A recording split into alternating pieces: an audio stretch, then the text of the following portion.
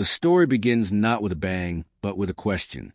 For centuries, humanity looked at the night sky, wondering if we were alone, and convincing ourselves that even if someone out there was watching, they were too far away to matter. The comfort of distance became a shield against fear. Yet, small cracks had always existed in that shield. Odd sightings, unexplained patterns, ancient myths that seemed far too precise to be accidents. They were brushed aside as coincidences, imagination, or superstition.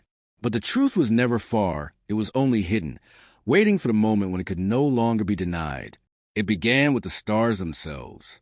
Astronomers noticed faint distortions in constellations that had been stable for thousands of years. The stars were there one night, then gone the next, only to return days later as if someone had flicked them off and back on. At first, it was assumed to be equipment failure, a telescope glitch, maybe even atmospheric distortion. But when independent observatories around the globe confirmed the same phenomenon, panic rippled silently through the scientific community. Something was moving between us and the stars, something impossibly vast, and it was not a comet or a dust cloud. At the same time, subtle but undeniable patterns began appearing in radio frequencies. What seemed like random static repeated itself with machine-like precision. Every few hours, the same tone echoed to the background noise of the universe.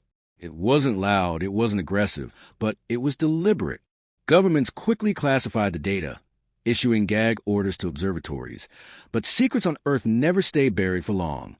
A handful of amateur astronomers picked up fragments of the signals on their own equipment, and the mystery spilled into forums, conspiracy channels, and whispered debates. For most people, it was just another internet curiosity, another rabbit hole. For a few, it was the beginning of a nightmare.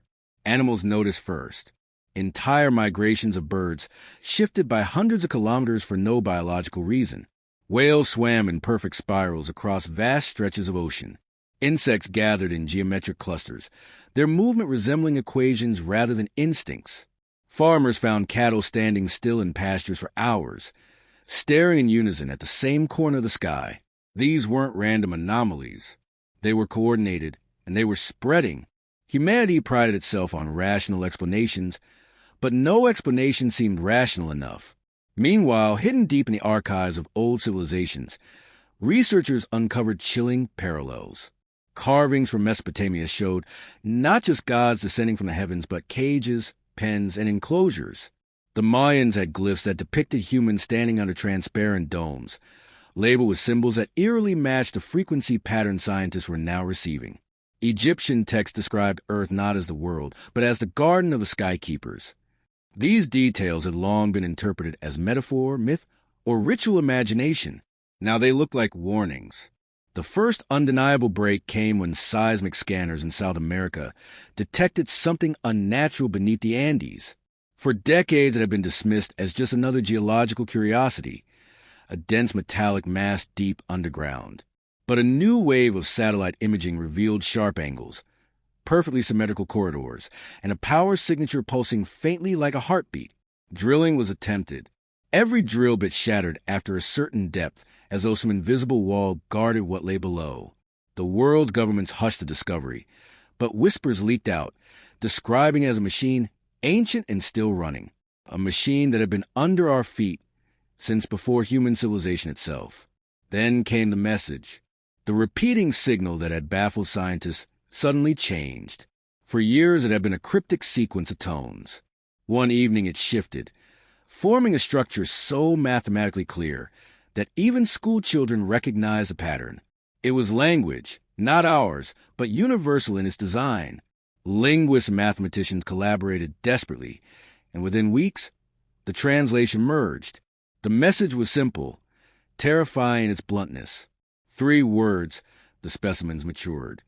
The revelation spread like wildfire. Humanity was not alone, and worse, we were not free. The world divided instantly. Some refused to believe, clinging to denial as the last comfort. Others descended into chaos, convinced the end was near. Yet a quieter group felt something different, not terror, but insult. If Earth was a zoo, then we were animals in cages. If we were specimens, then someone had built this world not for us, but for themselves. More anomalies confirmed the nightmare. Astronauts aboard orbital stations reported flashes of light curving unnaturally beyond the atmosphere, like a curtain rippling in space. Satellites vanished when crossing specific coordinates, as if swallowed by invisible barriers. Pilots spoke of sharp turns in the sky where their instruments went dead, forcing them back without explanation. It was as if Earth had walls no one had seen until now. The final straw came from the deep ocean. A probe descending into the Mariana Trench captured images of colossal structures, hexagonal in design, glowing faintly with alien energy. The feed lasted only minutes before cutting off completely, but the image circulated.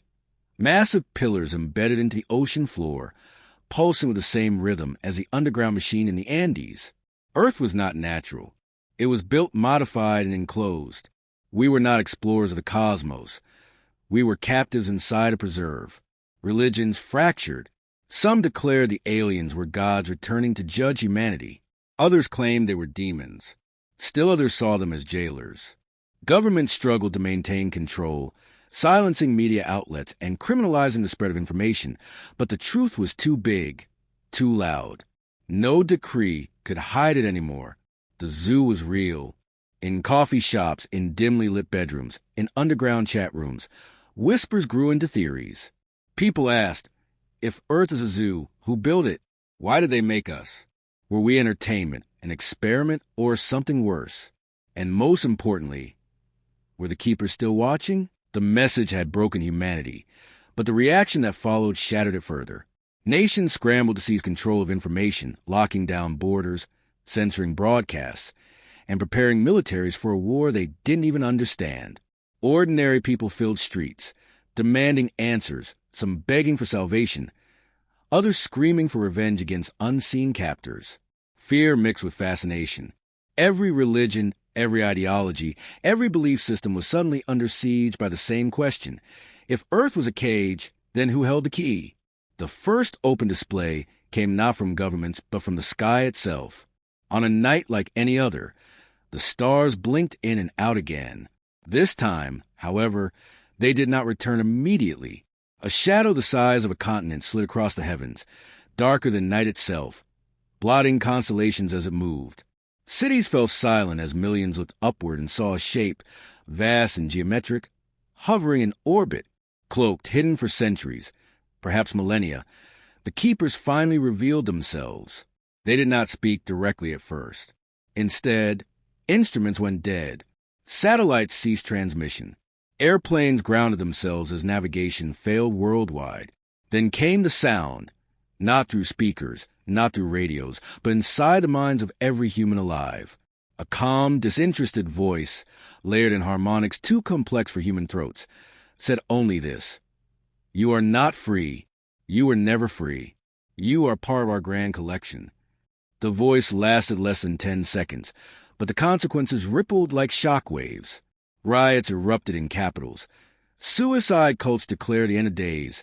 Militaries fired missiles blindly into the sky that vanished without leaving so much as an explosion. Humanity had long dreamed of first contact, of handshakes, alliances, or cosmic brotherhood.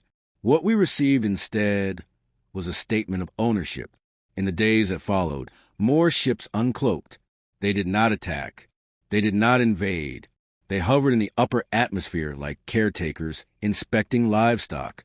Their vessels were colossal, their designs alien in every sense. Structures that bent light in impossible angles, surfaces that shimmered with textures no one could describe. When jets tried to approach, they disintegrated before touching the hull. When missiles launched, they vanished in midair, erased as though reality itself rejected them. The world's leaders demanded dialogue, but no replies came. Instead, drones descended, silent spheres of light that glided across cities, fields, and oceans, scanning everything with beams that seemed to pierce stone, metal, and flesh alike. People screamed, fought, fled, but resistance was pointless. The drones ignored violence, ignored weapons, ignored pleas. They only observed, cataloged, and departed. It was not war. It was assessment. In universities and hidden labs, the brightest minds struggled to decode what was happening. One unsettling truth emerged. Every attempt to launch anything beyond the atmosphere now failed. Rockets froze midair. Satellites dissolved. Even experimental craft simply vanished the instant they crossed an unseen boundary. Earth was sealed. The cage was real, and its bars were invisible but absolute. The psychological collapse was worse than the physical. People lost faith in purpose itself. Why work? Why study? Why live if humanity was just an exhibit in someone else's zoo? Some groups embraced the idea, treating the aliens as divine curators. Others rejected it with violence, turning on neighbors, governments, or anyone they blamed for the humiliation. Civilization teetered, not from invasion, but from despair.